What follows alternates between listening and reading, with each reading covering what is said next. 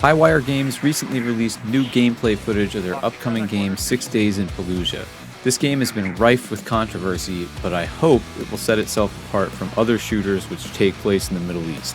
The gaming industry has been quick to use the global war on terror as a convenient backdrop for their action-packed games, but not one game has done the Iraq War justice. I'm hoping this game is different, and I want to talk about why, as well as why it's important. But I'm going to have to tell you a little bit about myself to explain why this game means so much to some Iraq War veterans. Now, I was the first kid in my high school to hear about 9/11. I heard the president's address on the radio in the guidance counselor's office, while everyone else was in class completely unaware. I didn't know at the time that that moment would signify the beginning of 2 decades of fighting, or that it would shape my adult life. I enlisted that spring, along with many others in the class of 2002. Our paths diverged, but in the early 2000s, all roads in the global war on terror led to Iraq. My personal fight was in the neighborhoods of Baghdad, but a number of my friends found themselves in a place called Fallujah. At the end of 2004, Fallujah was a living nightmare. It was a stone maze filled to the brim with dedicated insurgents and foreign fighters. Enemy forces had fortified the city by building defensive positions inside buildings, booby-trapping structures, and setting up kill zones everywhere. Literally every single corner, window, vehicle, doorway, and room could hold enemy fighters ready to ambush you. A joint force made up of US Marines and soldiers was tasked to retake the city from the enemy. What followed was by far the most concentrated, intense city fighting that the US military had engaged in since Vietnam. Units found themselves engaging in brutal house-to-house fighting, which sometimes even developed into hand-to-hand combat. In that regard, and as a side note,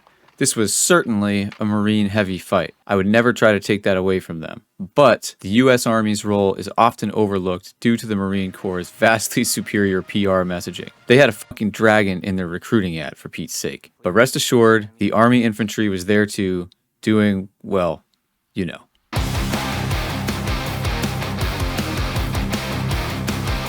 In the end, U.S. forces prevailed in Fallujah, but at a high cost. About 100 dead U.S. service members, 600 wounded, and many, many more enemy fighters and civilians. The city was partially destroyed, and that's just one battle. Suffice it to say, this period of time still carries a lot of weight and baggage to a great many people. Which brings us to 6 Days in Fallujah. Highwire Games wants to bring this absolute nightmare into a game. This game will feature what you'd expect: realistic weapons, gear, and tactics, as well as a hopefully challenging AI system. The game will also feature some procedurally developed neighborhood layouts in order to increase replayability and to keep you on your toes. Highwire Games also wants to provide a more nuanced and human take on the conflict, so they're including local Iraqi civilians and their stories. However, the game has faced strong opposition from some families of the fallen service members who found the game to be distasteful. It was also attacked by some critics who thought the game would glorify the US experience and gloss over the impact on the civilian populace. Some veterans also criticized the game, arguing that it trivializes the sacrifices made during the battle. In order to combat these concerns, the studio has stated that they consulted with veterans of the battle as well as Iraqi civilians to ensure that the game is a respectful and accurate portrayal of the events that took place there.